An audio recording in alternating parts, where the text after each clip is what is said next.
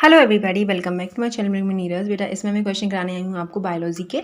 तो आप पैरामेडिकल का और जीएनएम का उत्तर प्रदेश का एग्ज़ाम देने जा रहे हैं 2025 में, तो उसके लिए आपके लिए बहुत ही ज़्यादा हेल्पफुल रहेंगे। और जब तक आपका एग्ज़ाम नहीं हुआ था तब तक मैं आपको प्रैक्टिस कराती रहूँगी तीनों सब्जेक्ट की, चाहे वो आपका पी हो मतलब फिजिक्स हो, चाहे सी हो केमिस्ट्री हो, चाहे बायो हो आपका। ठीक है, तो आप जल्दी से क्वेश्चन प्रैक्टिस कर लें। पहला क्वेश्चन आपका, who is known as father of genetics. जो फादर ऑफ जेनेटिक्स हैं वो कौन है, वो आपसे पूछ रहे हैं कि आनुवांशिकी का जनक किसे कहा जाता है। तो हमारे ग्रेगर जॉर्ज मेंडल थे। ठीक है, तो फादर ऑफ जेनेटिक्स हमारे मेंडल जी को कहा जाता है, ये भी आपको याद रखना है।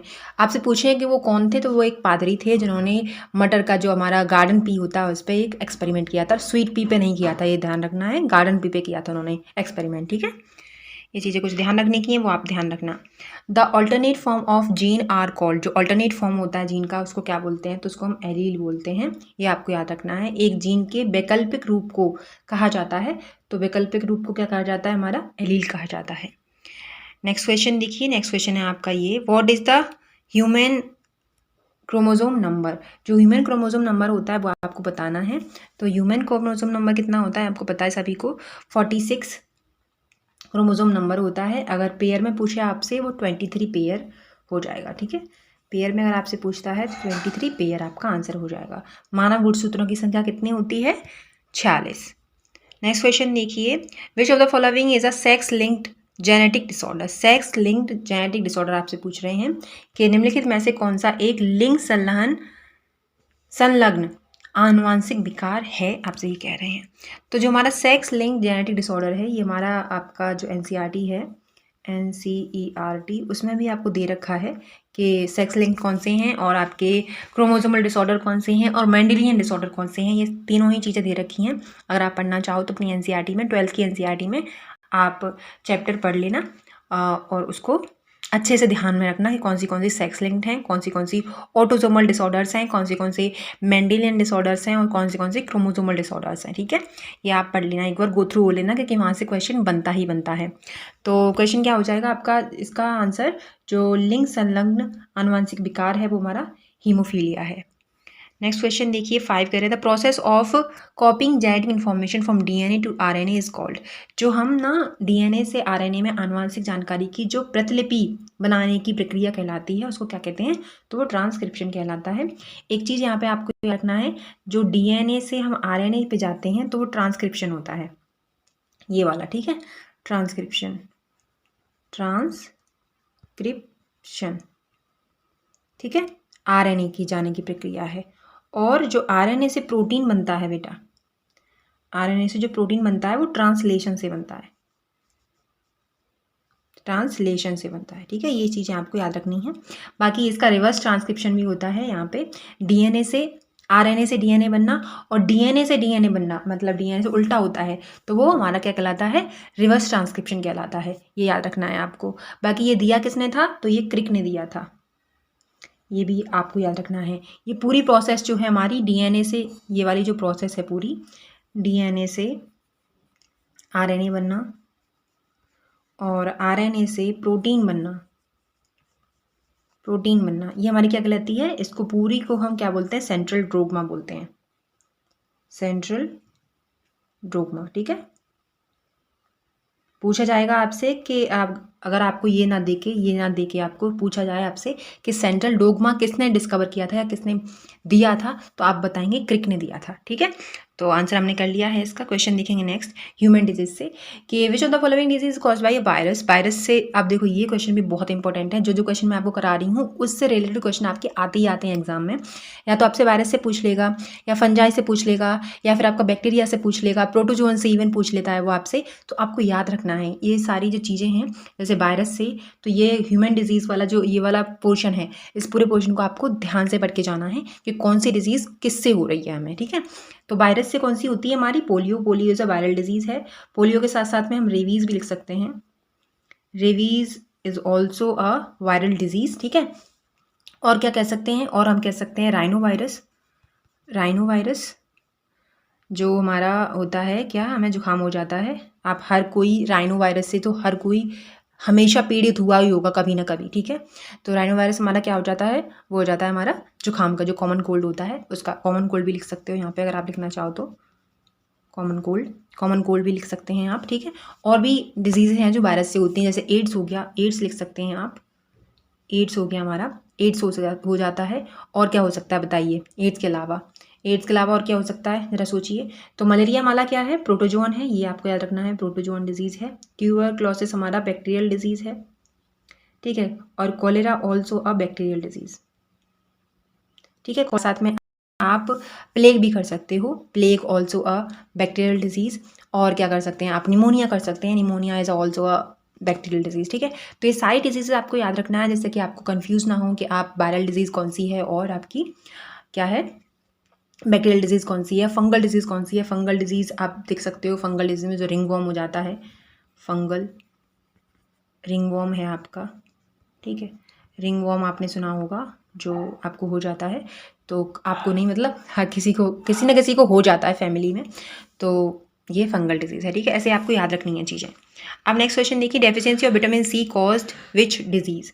तो जो हमारा विटामिन सी होता है, विच डिजीज़, ठीक है। विटामिन सी की कमी से कौन सा रोग होता है आपको ये बताना है। तो इसका भी रोग होता है, ये आपका सी नेट में आ चुका है इस साल, सी नेट में 2025 में ये क्वेश्चन आपसे पूछ चुके हैं। जिन लोगों ने सी नेट का एग्ज़ाम दिया होगा उनको पता होगा कि विटामिन सी वाला एक क्वेश्चन आया था, जिसमें डिजीज़ पूछी थी कौन सी डिजीज़ होती है, तो वो स्कर भी होती है।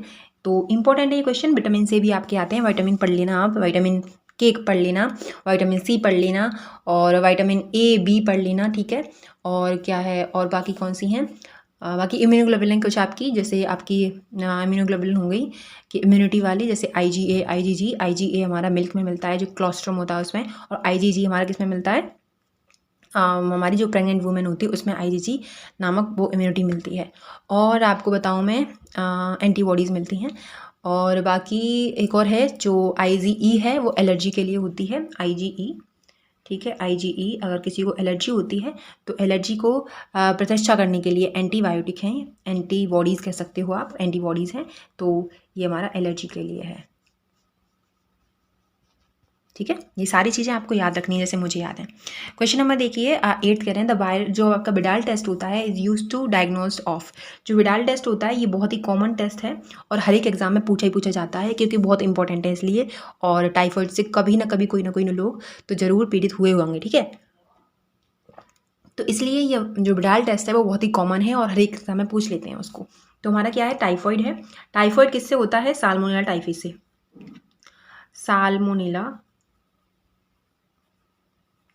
साल्मोनेला टाइफी, ठीक है। किससे होता है, salmonella typhi. It is a bacterial disease, ये भी आपको याद रखना है, बैक्टीरियल डिजीज़, ये भी आपको याद रखना है, ठीक है। और बाकी आपको पता ही है कि साल्मोनेला टाइफी है। और ये किससे फैला था सबसे पहले, तो एक टाइफॉइड मैरी के नाम से एक लेडी थी, जो ना शेफ़ थी बाय प्रोफेशन, और उनकी वजह से ये डिजीज़ थी वो फैली थी। क्यों फैली थी, क्योंकि ये जो टाइफॉइड मैरी थी, मतलब जो टाइफॉइड है, साल्मोनेला टाइफी है, उसकी कैरियर थी, इसलिए ये डिजीज़ फैलती थी। और बहुत सारे केसेस हुए इनको, और जैसे ही कोई ख़त्म हो जाता था, पूरा परिवार ख़त्म हो जाता था, क्योंकि ये शेफ़ थी बाय द प्रोफेशन, तो ये घरों में खाना बनाती थी किसी के लिए, तो पूरा फैमिली ख़त्म हो जाता था। और फैमिली ख़त्म हो जाता था, कुछ बार उनको लोगों ने नहीं पकड़ पाया, लेकिन कुछ टाइम के बाद में, जैसे कि बहुत सारे केसेस हो गए थे, तो सभी लोगों ने कंप्लेन की इस चीज़ के बारे में, फिर उनको जेल हुई, ठीक है। तो अगर आपसे पूछा जाए कि टाइफॉइड किसके वजह से फैलता था, तो आप कहोगे टाइफॉइड मैरी की वजह से। और इसका डायग्नोस्टिक जो टेस्ट है वो क्या है, वो हमारा विडाल टेस्ट है, ये आपको याद रखना है। कुछ चीज़ें हैं जो आपको याद रखनी है, ध्यान में रखनी है। ये वाला एड्स डिजीज़ है, ये ऑल्सो अ प्रोटोजोन डिजीज़। और जॉइंटिस, जॉइंटिस क्या है, एक बैक्टीरियल डिजीज़ है, कौन सी है ये आप मुझे बताना कि जॉइंटिस कौन सी डिजीज़ है, ठीक है, ध्यान में रखना है आपको। क्वेश्चन देखिए, जो कालाजार होता है is transmitted by which vector. जो कालाजार होता है हमारा, कालाजार किस वाहक द्वारा फैलता है, ये आपको बताना है। तो वो सैंड फ्लाई होती है हमारी, बालू मक्खी, उसके द्वारा हमारा काला मजार फैलता है। क्वेश्चन देखिए नेक्स्ट 10 कह रहे हैं आपसे, which of the following is a non communicable disease. Non communicable disease आपसे पूछ रहे हैं कि नॉन कम्युनिकेबल डिजीज़ कौन सी है, कि गैर संक्रामक डिजीज़ कौन सी है, ये आपको बताने हैं। तो हमारा जो मधुमेह होता है, जिसे हम डायबिटीज़ के नाम से भी जानते हैं, वो हमारा क्या है, एक नॉन कम्युनिकेबल डिजीज़ है। ये किसी से भी, आप किसी के भी साथ रह रहे हो, खाना खा रहे हो, इवन कुछ भी कर रहे हो, ठीक है, तो ये फैलता नहीं है। बाकी आपका खसरा फैल जाता है, क्योंकि वायरल डिजीज़ है, ये भी याद रखना है आपको। It is a viral disease. Influenza also, influenza देखो राइनो वायरस को ही इन्फ्लुएंजा बोलते हैं, तो ये भी वायरल डिजीज़ है आपकी, ठीक है। और chicken pox also a viral disease, ठीक है। तो ये सारे तीनों ही वायरल डिजीज़ हैं। बाकी ये आपकी कम्युनिकेबल डिजीज़ हैं, ये फैल सकती हैं किसी भी, जैसे इन्फ्लुएंजा है, राइनो वायरस, कॉमन कोल्ड फैल जाता है। आप कहीं भी किसी के साथ रह रहे हो तो आराम से आपको भी जुकाम हो सकता है। मीज़ल्स भी, खसरा भी हो जाता है। अगर किसी के साथ में आप रह रहे हो, घर में किसी एक को हो गया तो खसरा सभी को होने की संभावना होती है। और चिकन पॉक्स ऑल्सो, क्योंकि आपको पता ही है किसी न किसी को घर में आपकी फैमिली में हुआ ही होगा, और जब एक इंसान को चिकन पॉक्स हो जाता है तो फैमिली में सभी को होना तय है, ठीक है। तो इसलिए हमारा जो नॉन कम्युनिकेबल डिजीज़ है वो क्या है, डायबिटीज़ है, याद रखना है। डायबिटीज़ किसकी वजह से फैलती है, डायबिटीज़ इसकी वजह से फैलती है जो इंसुलिन होता है वो हमारी बॉडी में सही मात्रा में नहीं बनता, इसलिए हमारा जो डायबिटीज़ होता है वो शुगर लेवल होता है, ब्लड का शुगर लेवल, ठीक है, वो बढ़ जाता है, उसी को हम डायबिटीज़ बोलते हैं। क्योंकि ब्लड में ग्लूकोज पाया जाता है और ग्लूकोज की जब लेवल अप हो जाती है तो हमें डायबिटीज़ के फॉर्म में देखने को मिलता है, याद रखना। ओके, तो ये चीज़ें आपको याद रखनी है। क्वेश्चन देखिए नेक्स्ट आपका है, the natural place where an organism और community lives in known as its. तो कह रहे हैं एक प्राकृतिक स्थान जहाँ कोई जीव या समुदाय रहता है उसे कहते हैं, तो उसे हैबिटेट कहते हैं, ठीक है। क्वेश्चन देखिए, निके यहाँ पे देख सकते हो आप। अगर निके के बारे में आपसे पूछा जाए तो निके वो चीज़ है जैसे कि जो चीज़ इंसान फिजिकली प्रेजेंट हो और वहाँ पे वर्क करता हो। एक आप एरिया समझ लो, वहाँ पे फिजिकली प्रेजेंट हो, जैसे कि मेरा एक एरिया है जिसमें मैं आपके लिए वीडियो शूट करती हूँ, तो वो मेरा एक एरिया है, वहाँ पे मैं फिजिकली प्रेजेंट हूँ, मैं प्रेजेंट हूँ, ऑब्वियसली बात है, मेरे बिना वो काम नहीं हो सकता, ये वीडियो आपको नहीं पहुँच सकती मेरे बिना, तो मैं फिजिकली प्रेजेंट हूँ और फिर उस काम को करती हूँ, तो ये आपका एक निकी होता है, ठीक है, एक एरिया, एक स्पेसिफिक एरिया।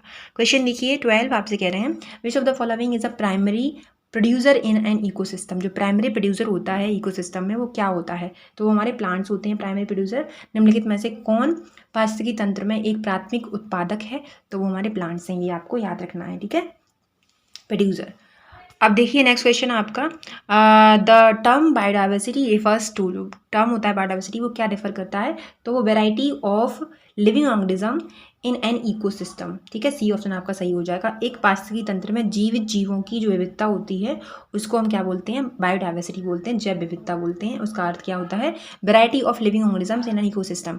एक पारिस्थितिकी तंत्र में, एक इकोसिस्टम में जितने भी लिविंग ऑर्गेनिज्म रह रहे हैं, वेराइटी ऑफ लिविंग ऑर्गेनिज्म मतलब तरह तरह के लिविंग ऑर्गेनिज्म, जैसे कि हम ह्यूमन हो गए और हमारे इंसेक्ट हो गए, बाकी हम मैमल्स में आई जाते हैं, एवीज हो गए, ठीक है, और क्या होती हैं आपकी पाइसेस हो गई। तो ये 3-4 टाइप के जितने भी हमारे लिविंग ऑर्गेनिजम्स हैं वो रहते हैं एक इकोसिस्टम में, उसको हम वेराइटी ऑफ लिविंग ऑर्गेनिजम्स बोलते हैं और उसी को हम बायोडाइवर्सिटी बोलते हैं। बायो मतलब क्या है, जीव, और डाइवर्सिटी मतलब, डाइवर्सिटी का मतलब क्या है, डिफरेंट डिफरेंट टाइप के जीव, ठीक है।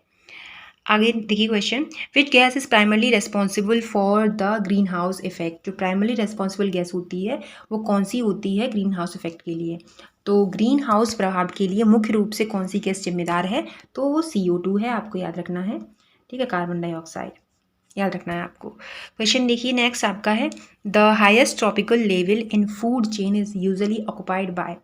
खाद्य श्रृंखला में उच्चतम पोषण स्तर आमतौर पर किसके द्वारा अधिकृत होता है, तो वो हमारा हमारे टर्शरी कंज्यूमर होते हैं उनके द्वारा उच्चतर जो ट्रॉपिकल लेवल है वो हमारा फूड चेन में यूजुअली ऑक्युपाइड होता है, ठीक है। जैसे आपने पढ़ा होगा प्राइमरी प्रोड्यूसर, जो हमारे प्रोड्यूसर, फिर प्राइमरी कंज्यूमर, फिर सेकेंडरी कंज्यूमर, उसके बाद में टर्सरी कंज्यूमर। तो मान के चलो हम प्राइमरी कंज्यूमर पे चल रहे हैं, प्राइमरी कंज्यूमर यहाँ पे हैं हमारे, ठीक है, और सेकेंडरी कंज्यूमर ये हैं हमारे, और टर्सरी कंज्यूमर ये हैं हमारे, ठीक है। तो यहाँ पे आप मान के चल सकते हो घास फूस, यहाँ पे आपकी घास फूस मिल जाएंगी आपको देखने को, ठीक है, यहाँ पे आपको क्या मिल जाएंगी, आपको देखने को घास फूस मिल जाएंगी। उसके बाद में आप कहाँ जाओगे, उसके बाद में आप जा सकते हो कि जैसे आपके जो खरगोश वगैरह हो गए, हिरन हो गए, डियर हो गए, तो यहाँ पे लिख देती हूँ मैं डियर, ठीक है। अब डियर को खाने वाला कौन है, डियर को खाने वाला कौन है बताइए, LION, लायन है डियर को खाने वाला, ठीक है।